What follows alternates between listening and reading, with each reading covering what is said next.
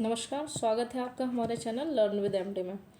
हम polity series कर रहे थे, तो पॉलिटी सीरीज़ में मैंने आपको ये टॉपिक लिस्ट दी थी कि इसी टॉपिक लिस्ट के हिसाब से हम अपने नोट्स बनाएंगे, है ना। और इन्हीं नोट्स में हमने अपना ये जो पहला भारत का संवैधानिक विकास जो है पार्ट 3 में हमने कंप्लीट कर लिया। पार्ट 1, 2, 3 में हमने कंप्लीट कर लिया है। आज हम दूसरा टॉपिक देखने जा रहे हैं, भारत की संविधान सभा और संविधान। ठीक है, आज ये वाला हम टॉपिक देखेंगे। आप लोग खुश हो जाइए कि जो लोग चैनल से कंटिन्यू जुड़े रहे वो अपना पॉलिटी के नोट्स का प्रॉपर एक पहला टॉपिक कंप्लीट कर पाए। आपको एक इम्पॉर्टेंट बात बता देती हूँ। देखिए, आप किसी ऑफिसर के पर्सनल नोट से पढ़ रहे हैं और जो ऑफिसर है वही आपको अपने नोट से पढ़ा रहा है, तो ऐसी अपॉर्चुनिटी आपको, मुझे नहीं लगता, जाने देना चाहिए। अगर मुझे ऐसा कोई मिलता तो मैं ज़रूर पढ़ती, है ना। आपको मिल रहा है तो आप इसका भरपूर फ़ायदा उठाएं। तो हम एक टॉपिक कंप्लीट कर चुके हैं, हम अपने दूसरे टॉपिक भारत की संविधान सभा और संविधान पर बात करेंगे। ठीक है, चलिए स्टार्ट करते हैं।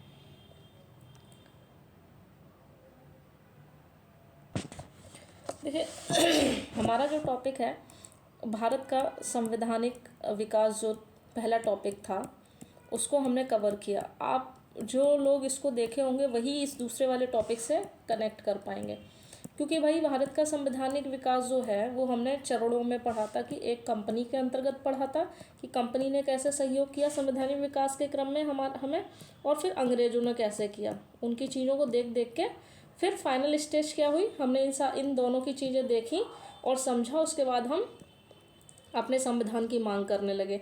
फिर इसलिए दूसरा जो टॉपिक है वो पहले से रिलेटेड है। अब ये सब क्या था, हमने इन दोनों से सीखा और उसके बाद हम संविधान की मांग करने लगे। ठीक है, तो संविधान की मांग जब हमने की, एक तरफ हम देखेंगे कि भारतीयों ने किस प्रकार से संविधान की मांग की और अंग्रेज़ों ने किस हिसाब से संविधान की मांग को स्वीकारा, है ना। तो ये सारी चीज़ें हम देखेंगे, कौन कौन सी परिस्थितियाँ थी तब भारतीयों ने मांग की और ऐसी कौन सी परिस्थिति की अंग्रेज़ों को हमें संविधान सभा बनाने के लिए और संविधान बनाने के लिए हमें उन्हें मजबूर होना पड़ा। ठीक है, तो हम उसी क्रम में देखने जा रहे हैं। आप एकदम से इस टॉपिक पे ना कूदें, आप पहले वाले टॉपिक को पहले कंप्लीट करें, उसके बाद ही आपको दूसरा समझ में आएगा। ठीक है, मैं बार बार कह रही हूँ, किसी से भी पढ़िए, एक ही जगह से पढ़िए और अच्छा पढ़िए। 10 जगहों के चक्करों में कतई मत पढ़िए। जहाँ पढ़ रहे हैं तो वहीं पढ़िए, और इधर आए हैं तो फिर इधर ही पढ़िए, फिर कहीं मत पढ़िए। ठीक है तो हम स्टार्ट करते हैं अपना ये टॉपिक। हम अपना पहला टॉपिक शुरू करते हैं। भारत का संविधान का निर्माण एग्जैक्टली हुआ कैसे, और संविधान सभा फिर बाद में बैठी। जब संविधान का निर्माण की प्रोसेस हो गई, कि प्रक्रिया के बाद ही संविधान सभा बैठी, फिर उसने अपना संविधान खुद का बनाया। ठीक है, तो इससे पहले का आप बहुत इम्पॉर्टेंट है कि संवैधानिक क्रम आप जब तक नहीं पढ़ेंगे तब तक आपको समझ में नहीं आए। और संवैधानिक क्रम एक दूसरे से भी रिलेटेड है, आपको कुछ भी बहुत ज़्यादा याद करने की जरूरत नहीं है, समझिए और आगे बढ़िए। ठीक है, तो उसी क्रम में हम देखने जा रहे हैं। देखिए हुआ क्या था, ये सभी आप जानते हैं। ये तो फाइनली स्टेज की बात हो गई है कि 1946 में कैबिनेट मिशन आया था। ठीक है, उसकी सिफारिश पर संविधान सभा की इन्होंने सिफारिश की थी। उसके बाद संविधान सभा का गठन हुआ था। ये तो फाइनल स्टेज हो गई 1946। हम उससे पहले देखते हैं। आपको पता है कि इसकी मांग समय समय पर राष्ट्रीय आंदोलन के दौरान प्रारंभ होती रही। देखो भाई, सीधी सी बात है, हमको जब पता चल गया कि ऐसे ऐसे अंग्रेज शासन कर रहे हैं और हम जानते हैं हम कैपेबल हैं, हमें ज़रूरत नहीं है किसी के शासन की, हम अपने लोग मिलकर अपनी सरकार बनाएंगे और वैसे करेंगे, बस वहीं से तो ये आंखें कब से खुली भारतीयों की। तो भारतीयों की जो आंखें खुली वो आप देखेंगे। सबसे पहले आंख अगर किसी ने खोली तो हम दो तरीके से देखेंगे कि भारत, ये इंडियंस ने कैसे मांग की और ये ब्रिटिश ने कैसे इस मांग को माना। ठीक है, तो सबसे मांग तो इंडियन है, तो मांग करते रहे बेचारे 1895 से 1936 तक, और बाद में देना किसका काम था, ब्रिटिश का। तो जब ब्रिटिश का भी फिर इम्पोर्टेंट हो जाता, ये तो हमारी मांगे हैं, तो हम वही देखने जा रहे हैं। तो क्या सबसे पहले 1895 में 1895 में बाल गंगाधर तिलक ने मांगा था। ठीक है, 22 में गांधी जी ने, उसके बाद 28 में नेहरू रिपोर्ट थी, उसमें नेहरू रिपोर्ट में जो था संविधान सभा की बात की गई थी। उसके बाद 1934 में एम एन रॉय ने संविधान सभा की बात की। फिर वहीं 34 में स्वराज पार्टी जो थी उसने भी ऐसी कोई बात मतलब कही थी, संविधान होना चाहिए, ये सारी चीज़ें। फिर फाइनल कांग्रेस का जो अधिवेशन था, फैजपुर अधिवेशन, उसमें कांग्रेस ने संविधान सभा के लिए एक तरीके से प्रस्ताव पारित किया था। अंग्रेजों ने क्या किया था, 1940 में अगस्त प्रस्ताव के माध्यम से पहली बार माना कि हाँ ठीक है, इनको संविधान हम देंगे, ये अपनी संविधान सभा बना लेंगे, हमें कोई दिक्कत नहीं है। फिर क्रिप्स में भी उन्होंने मतलब ये कहा, अगस्त प्रस्ताव में क्या कहा, ठीक है बना देंगे, लेकिन क्या युद्ध के बाद। सेम यही इसमें भी वही हुआ, 45 भी नहीं जिन्ना की वजह से हो पाया, है ना। उसके बाद फाइनल 1946 में, उसके बाद तब तक वहाँ इटली की सरकार आ गई थी, तो इसलिए भी हो गया था। तो हम इसी को अब डिटेल में पढ़ने जा रहे हैं। ये चार्ट बहुत इंपॉर्टेंट है, इस चार्ट को ज़रूर बना लीजिएगा, तो आपको पता चलेगा कि मांग जो है तो दो क्रम में, एक तो इधर भारतीयों ने मांगी और इधर ब्रिटिशर्स ने देना शुरू किया। कब शुरू किया, हमने देखो 36 ख़त्म किया, उसके बाद 40 में उन्होंने देना शुरू किया, वो भी जब विश्व युद्ध हो रहे थे, वरना तो वो भी नहीं देते। तो चलिए इसी को डिटेल में पढ़ लेते हैं। 1895 में पहली बार तिलक ने स्वराज बिल में संविधान सभा की मांग की थी। ठीक है, अगर यही पूछ ले, इसमें आपको वनडे सारे एग्ज़ाम की पॉलिटी आपको यही मिल जाएगी। 1895 में तिलक ने मांगा था, किसमें, स्वराज बिल में बोला था कि संविधान सभा की ऐसी कोई बात की थी। फिर वहीं गांधी ने बोला था कि संविधान है वो भारतीयों द्वारा ही बनाया जाना चाहिए, ऐसा गांधी ने 22 में बोला। फिर नेहरू रिपोर्ट में बोला वही बात कि 28 में कि संविधान बना मतलब नेहरू रिपोर्ट ने भारतीयों के लिए संविधान बनाया, लेकिन ये लागू नहीं हो सका। नेहरू रिपोर्ट आई थी, आप जानते हैं, तो जब ये रिपोर्ट पेश गई थी, वो एक तरीके से छोटा संविधान कहा जा सकता है, लेकिन ये लागू नहीं हो सका। फिर फाइनली 1934 में एम एन रॉय ने संविधान सभा का विचार प्रकट किया। ठीक है, उन्होंने बोला ऐसी कोई संविधान सभा होनी चाहिए तो भारत का संविधान बनाएगी। फिर 34 में ही स्वराज पार्टी ने भी सेम वही मांग की, और स्वराज पार्टी ने कहा था कि जो वयस्क मताधिकार है उसी पर के आधार पर निर्वाचित जो प्रतिनिधि होंगे वही संविधान सभा का निर्माण करेंगे, ऐसी इन्होंने बात की थी। फिर फाइनली 36 में जो कांग्रेस का फैजपुर अधिवेशन हुआ था, उसमें अपनी नीतियों में कांग्रेस ने इस सबको इससे संबंधित एक प्रस्ताव पारित किया था कि हाँ ऐसा होना चाहिए, क्योंकि कांग्रेस होता क्या था ये सब आपस में बात करते, लेकिन हमारी एक राजनीतिक जो संस्था थी वो कांग्रेस थी, तो हमारे सारे विचारों को फाइनली प्रस्ताव कौन पास करता था, कांग्रेस। तो हम मानते कि हाँ अच्छा ठीक है, मतलब अब कांग्रेस ने कह दिया तो ये फाइनल बात हो गई। तो वही 1936 में फाइनली कांग्रेस ने फैजपुर अधिवेशन जो था उसमें इससे संबंधित प्रस्ताव पारित किया। अब हम बात कर लेते हैं अंग्रेज़ों की। देखिए भाई, अंग्रेज़ों ने कैसे स्टार्ट किया। अगस्त प्रस्ताव जिसको आप जानते हैं 1940, उस समय जो लॉर्ड भारतीय वायसराय एक तरीके से देख सकते हैं, तो लॉर्ड लिनलिथगो ने भारतीय नेताओं को संतुष्ट करने के लिए प्रस्ताव लाया। इस प्रस्ताव में कहा गया कि संविधान निर्मात्री जो संस्था होगी एक, और वही भारतीय संविधान का निर्माण करेगी, लेकिन ये होगा कब, 1900 मतलब युद्ध के बाद, क्योंकि उस समय युद्ध चल रहे थे, विश्व युद्ध चल रहे थे। तो एक तरीके से ये देखा जाए, यह युद्ध के बाद ऐसा बोला उन्होंने, और इससे पहले भारतीयों को युद्ध में अंग्रेजों का समर्थन करना होगा। मतलब आप इस शर्त को पूरा कीजिए। तब लॉर्ड लिनलिथगो थे महोदय, उन्होंने कहा था कि आप पहले इस शर्त को पूरा कीजिए, उसके बाद हम आपको आपकी संविधान जो सभा होगी उसका निर्माण करेंगे, है ना। लेकिन ये वैसे तो उन्होंने बस एक लालच दिया, एक शर्त रख दी, लेकिन हमारे लिए इम्पोर्टेंट इसलिए हो जाता है कि यही अगस्त प्रस्ताव है जिसमें पहली बार अंग्रेज़ों ने इस बात को माना तो कि भारतीय संविधान बनाने का अधिकार भारतीयों के पास है, इसलिए अगस्त प्रस्ताव इम्पोर्टेंट हो जाता है। फिर क्रिप्स आया 42 में, आपको पता है क्रिप्स जब 42 में आया, उसमें कहा था कि ये जो संविधान सभा होगी ना, वो निर्वाचित लोग जो इसमें निर्वाचित होंगे उसी से बनेगी। इसमें इन्होंने भी कोई बहुत बड़ी बात नहीं कही, ठीक है, निर्वाचित सदस्यों द्वारा ही संविधान सभा का निर्माण होगा। फिर 45 में वेवेल या शिमला समझौता, इन्होंने बोला इसमें 14 सदस्यीय कार्यकारिणी परिषद का गठन होना था। मतलब वेवेल और शिमला समझौता में बोला था कि 14 सदस्य मिलकर एक परिषद बनाएंगे, उस टोटल 14, उसमें से 5 हिंदू होंगे, 5 मुस्लिम होंगे और 4 वायसराय मनोनीत करेगा, और ये मतलब तय करेंगे कि संविधान से रिलेटेड और जितने भी उस समय राजनीतिक संकट थे उसको दूर, उसमें एक संविधान भी था, तो उसको दूर करने के लिए वेवेल समझौता, शिमला समझौता आया था, लेकिन जिन्ना ने इसका विरोध कर दिया, इस वजह से इस परिषद का गठन नहीं हो सका। ठीक है। इसका उद्देश्य कुल मिला के भारत विभाजन रोकना नहीं था। मतलब एक तरीके से वो बता रहे हैं कि उस समय राजनीतिक संकट थे तो उसको देखते हुए लाया गया था। सबसे इम्पोर्टेंट 1945, 1945 में ब्रिटेन में लेबर पार्टी की सरकार बनी। ठीक है, एटली महोदय आए, पीएम बने, और उन्हें वो भारतीयों के लिए एक अच्छा वो रखते थे, एक कहते हैं ना, एक सॉफ्ट हार्ट रखते थे। तो वही उन्होंने इस समस्या के समाधान के लिए 19 फरवरी 1946 को लंदन में ही कैबिनेट मिशन का गठन किया। याद रखना, ये 19 फरवरी 1946 को लंदन में कैबिनेट मिशन का गठन हुआ, लेकिन मार्च 1946 में ये भारत आगमन हुआ। ठीक है, इस बात को विशेष ध्यान रखना, इन दोनों में फंसाता आयोग। गठन कब हुआ? 19 फरवरी को, और आया कब ये? मार्च में भारत। ठीक है, इस बात का ध्यान रखना।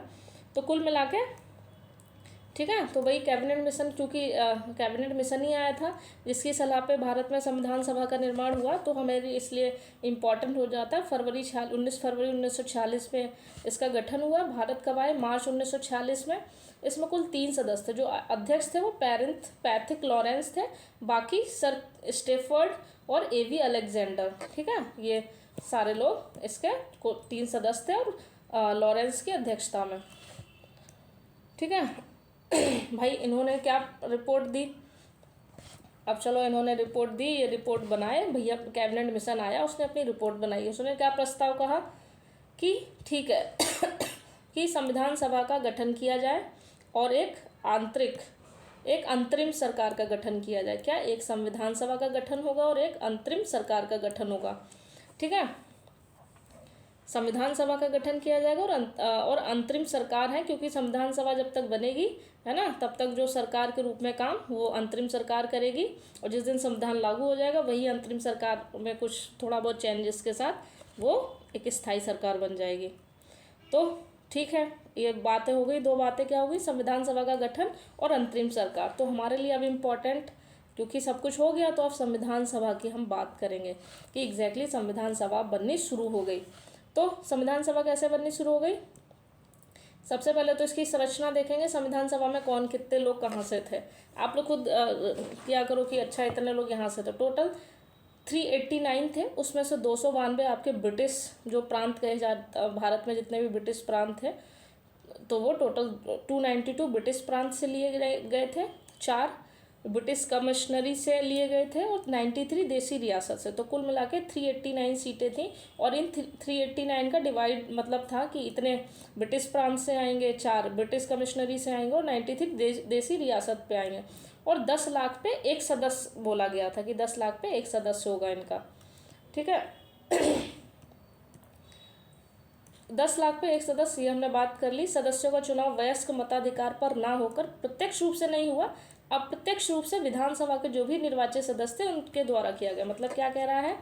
हालांकि होना प्रत्यक्ष वयस्क मताधिकार से, ये नेहरू जी भी कहते, लेकिन हो नहीं पाए, क्योंकि ऐसा कुछ उस समय की सिचुएशन थी कि भैया जो निर्वाचित थे उनकी विधानसभा के लोग, मान लो ये इतने लोग निर्वाचित हैं, है ना, यही अपने में से किसी एक को इस संविधान सभा से भेज देंगे, है ना। हर एक ब्रिटिश प्रांत की अपनी विधान सभाएं थी, तो वहाँ से एक एक करके आते थे, है ना। तो वही लोग निर्वाचित जो थे वही अप्रत्यक्ष रूप, क्योंकि प्रत्यक्ष रूप से नहीं, ये लोग चूंकि भेज रहे हैं, हमने डायरेक्ट नहीं चुना, तो चूंकि ये लोग इनको भेज रहे हैं इसलिए अप्रत्यक्ष होगा, तो विधानसभा के निर्वाचित सदस्यों द्वारा अप्रत्यक्ष रूप से किया जाएगा। ठीक है, उसके बाद ये चूंकि चुनाव होने थे, हमने कैसे तय किया, है ना, कि कैसे सभा से कितने कहाँ से आएंगे, कितने नहीं आएंगे। तो इम्पॉर्टेंट है, 1919 के अधिनियम के आधार पे ही चुनाव हुए थे। ठीक है, उस समय जो अधिनियम था, तो 1919 के अधिनियम के हिसाब से उस समय के चुनाव हुए थे, कि जो भी उस अधिनियम में था। अब चलो ये सारी चीज़ें होंगी, चलो अच्छा, चलो सब आ गए, ये पूरी जितने भी 389 लोग थे आ गए। अब 89 लोग आ गए, है ना। अब इनके लिए वोट मतलब निर्धारित हुए कि इतने इतने लोग, अब इनके लिए चुनाव हुए कि ठीक है, सबने अपने दे दिए, फिर इनके लिए चुनाव हुए। तो चुनाव में क्या हुआ, 1946 में चुनाव हुए, संविधान सभा के लिए चुनाव हुआ, तो इनमें से निम्नलिखित सीटें प्राप्त हुई। किसको कितनी सीटें प्राप्त हुई भैया? देखो, कांग्रेस को 208 सीटें प्राप्त हुई, मुस्लिम लीग को 73, एसटी 33, एससी 26 और वुमेन को 15 और निर्दल से 8 थे। ठीक है, ये याद रखना इम्पोर्टेंट चार्ट है। कांग्रेस से 208, मुस्लिम लीग से 73, एसटी से 33, एससी से 26, वुमेन 15 और निर्दल 8। ठीक है, और एक इम्पॉर्टेंट बात, जो सप्रू और नारायण थे, मतलब जेपी नारायण और तेज बहादुर सप्रू, इन्होंने स्वास्थ्य कारणों के कारण संविधान सभा की सदस्यता लेने से मना कर दिया। ठीक है, इनको सदस्यता देने की बात हुई, लेकिन उन्होंने कहा ना भैया, हमारा तबीयत खराब है, हमको बुखार है, ये है, हम नहीं ले पाएंगे। ठीक है, ऐसे याद कर लो। तो कौन कौन सदस्य नहीं थे? एम.एन. रॉय थे, लेकिन बी.एन. रॉय नहीं थे, याद रखेंगे। उसके बाद ये अंबेडकर जो थे वो महाराष्ट्र के पूर्वी बंगाल से जीते थे, जबकि ये थे महाराष्ट्र के, लेकिन जीते कहाँ से थे? पूर्वी बंगाल से। जब भारत स्वतंत्र होगा तब वे पुनः संसदीय क्षेत्र जो था उनका पूना, वहाँ से जीते थे। मतलब थे महाराष्ट्र के, लेकिन जिताया कहाँ से गया? पूर्वी बंगाल से। स्वतंत्रता से पहले की बात है, जब स्वतंत्र हो गया तब इन्होंने अपने क्षेत्रीय, उनका जो संसदीय क्षेत्र था पूना, वहीं से ये जीते थे। वही लिखा है और उसमें कुछ नहीं लिखा है। अब ठीक है, चलो संविधान आ गई, सारे लोग आ गए, सब निर्वाचित हो गए, सारे चुनाव से पता चल गया, इतने इतने लोग आ गए। अब चलो संविधान सभा बैठी। ठीक है, अब संविधान सभा बैठती है भैया। संविधान सभा बैठती है तो संविधान, जैसे अभी सेशन होते हैं मानसून और ये सत्र, वो ऐसे ही वहाँ उस समय अधिवेशन होते हैं सारे। उन्होंने अधिवेशन कराए कि हम अधिवेशन तय कर, मतलब अधिवेशन में सभी लोग मिलेंगे और संविधान बनाएंगे।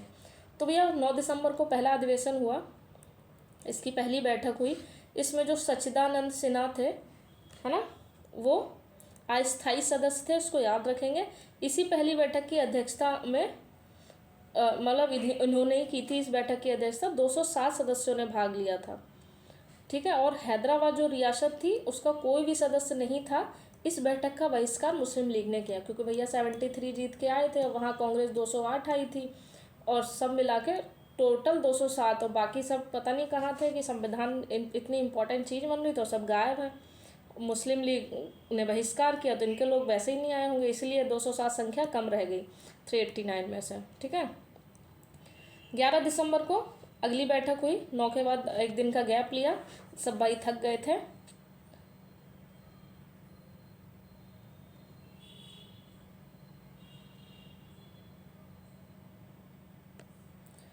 सब भाई थक गए थे तो एक दिन का गैप लिया सबने, और 11 दिसंबर को अगली बैठक हुई।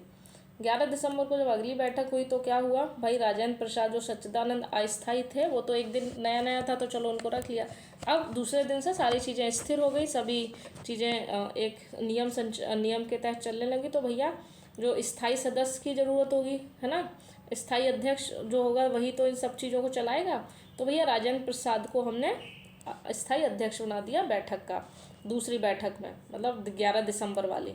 फिर 13 दिसंबर को एक बैठक हुई, 12 का फिर एक गैप लिया, फिर 13 को, तो मतलब एक एक दिन का गैप ले लेते थे। अगली बैठक में जवाहरलाल नेहरू ने, उन्होंने एक उद्देश्य प्रस्ताव प्रस्तुत किया 13 दिसंबर को।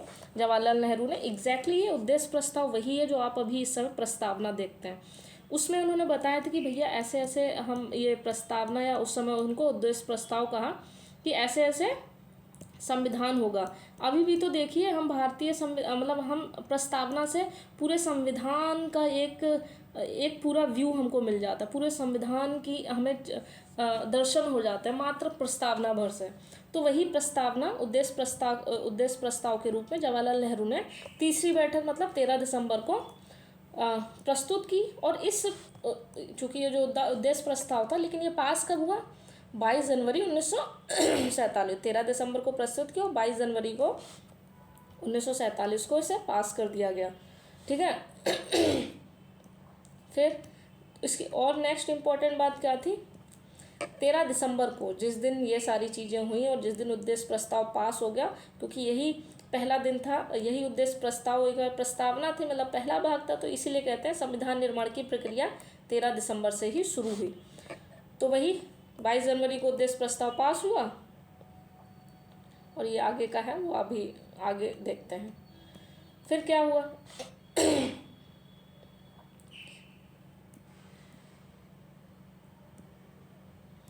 फिर भैया 22 जनवरी के बाद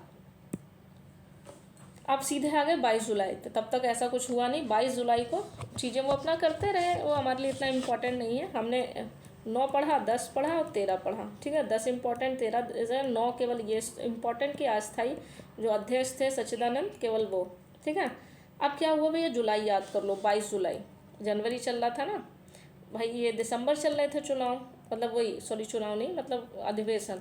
9 10 और 9 11 और 13 दिसंबर के बाद फिर जनवरी। ठीक है, जनवरी 22 जनवरी को प्रस्ताव हुआ था, जो उद्देश्य प्रस्ताव, उसको मतलब पास कर दिया गया था। अब जनवरी के बाद सीधे हम किस में आएंगे, जुलाई में। तो जुलाई में क्या चीज़ें होंगी भैया, 22 जुलाई याद रखिएगा। 22 जुलाई क्या याद रखेंगे, 1947 ही चल रहा है। क्या, राष्ट्रध्वज तय हुआ कि भैया हमारा जो तिरंगे के रूप में जो राष्ट्रध्वज होगा वो 3 रंगों का तिरंगा होगा, और इसको किसने बनाया था, पिंगली वेंकैया ने। ठीक है, इस बात को याद रखना, पिंगली वेंकैया महोदय ने जो राष्ट्रध्वज है तिरंगा, उसको 22 जुलाई 1947 को इसको स्वीकार किया गया। फिर जो भारतीय संविधान के संवैधानिक सलाहकार के VN रॉय ने संविधान का प्रथम प्रारूप बनाया। सब बैठ गए और उस तिरंगा भी हो गया 22 जुलाई को। अब कहा कि चलो, VN रॉय महोदय ने कहा ठीक है, ऐसे ऐसे सलाहकार थे क्योंकि ये संवैधानिक है ना, तो उन्होंने कहा कि संविधान का प्रथम प्रारूप, प्रथम प्रारूप VN राव ने बनाया था, और इस प्रारूप पर विचार विमर्श करने के लिए एक बड़े स्तर पर काम किया था डॉक्टर अंबेडकर सर ने 29 अगस्त 1947 को। ठीक है, जिसको ड्राफ्टिंग कमेटी कहते हैं, मतलब एक तरीके से ड्राफ्ट तैयार किया। ठीक है, अगर आपसे ये पूछे प्रथम प्रारूप किसने बनाया, तो VN रॉय ने। इसी प्रारूप पर बहुत बृहद स्तर पर अगर किसी ने काम किया था तो वो थे डॉक्टर भीमराव अम्बेडकर, इसीलिए इनको फादर ऑफ कॉन्स्टिट्यूशन भी कहते हैं। इन्होंने इसी के लिए, मतलब इस पर बहुत बड़े स्तर पर काम करने के लिए 29 अगस्त 1947 को अंबेडकर सर की अध्यक्षता में ड्राफ्टिंग कमेटी का गठन किया गया। ठीक है, इस बात को याद रखेंगे। और इस ड्राफ्टिंग कमेटी ने 21 फरवरी 1948 को अपनी रिपोर्ट प्रस्तुत की। ठीक है, जब प्रस्तुत कर दी, उसके बाद फाइनली 26 नवंबर 1949 को संविधान पूर्ण रूप से बनकर तैयार हो गया, और इसी दिन संविधान सभा के जितने भी लोग थे संविधान को अंगीकृत, अधिनियमित और आत्मर्पित किया तथा संविधान को अपनी सहमति प्रदान की। इसी दिन डॉक्टर राजेंद्र प्रसाद ने इस मूल संविधान पर अपना साइन किया। ठीक है, सारी चीज़ें बड़ी अच्छी हैं, अच्छे से पढ़िए। ठीक है, अब ये मूल संविधान आपका बन चुका है चूँकि, तो अब इसमें क्या क्या, इसमें 395 अनुच्छेद थे, 22 भाग थे और 8 अनुसूचियाँ थी। टोटल खर्च हुआ था 64 लाख। सर्वाधिक इसमें जो समय लगा था 2 वर्ष 11 माह 18 दिन। टोटल वाचन 3 हुए थे, दूसरा जो वाचन था सबसे इम्पॉर्टेंट था और सबसे ज़्यादा समय भी लगा था। टोटल 12 समितियों ने काम किया और टोटल 12 ही इनके अधिवेशन हुए थे। ठीक है, सेकेंड स्टेप में मतलब उसके बाद फिर क्या हुआ, चलो संविधान विधान सब बन के हो गया। अंतिम बैठक कब हुई, 24 जनवरी 1950 को संविधान सभा की अंतिम बैठक हुई, और इसी दिन, जिस दिन अंतिम बैठक हुई उस दिन हमने राष्ट्रगीत, जैसे भाई अंतिम बैठक हुई तो भाई राष्ट्रगीत होगा, है ना, हर्षोल्लास से हम अपने राष्ट्र को के लिए गान करेंगे, राष्ट्रगान गाएंगे, राष्ट्रगीत गाएंगे। तो राष्ट्रगीत और राष्ट्रगान, राष्ट्रगान रविन्द्रनाथ टैगोर और बंकिम चंद्र चटर्जी ने राष्ट्रगीत गाया था, इसको कंपोज किया था। ठीक है, तो बस वही कह रहा है कि संविधान सभा के जो 284 सदस्यों ने कुल मूल संविधान पर साइन किए। इसी दिन राजेंद्र प्रसाद को रविन्द्रनाथ टैगोर द्वारा जनगण मन को राष्ट्रगान के रूप में तथा बंकिम चंद्र चटर्जी द्वारा लिखित वंदे मातरम को राष्ट्रगीत के रूप में संविधान सभा द्वारा मान्यता दी गई। ठीक है, अंतिम है, मतलब 24 जनवरी जो अंतिम आपकी बैठक हुई थी। ठीक है, उसके बाद इसी दिन डॉक्टर राजेंद्र प्रसाद को राष्ट्रपति चुना गया और अंतरिम संसद के रूप में कार्य करने लगी। कौन, वास्तव में देखा जाए तो यही जो संविधान सभा थी, हाँ मतलब वही। फिर जब तक हमारा देश आज़ाद नहीं हो गया फाइनली, तब तक अंतरिम संसद के रूप में इसने संविधान सभा जो बैठी हुई थी उसी ने काम किया।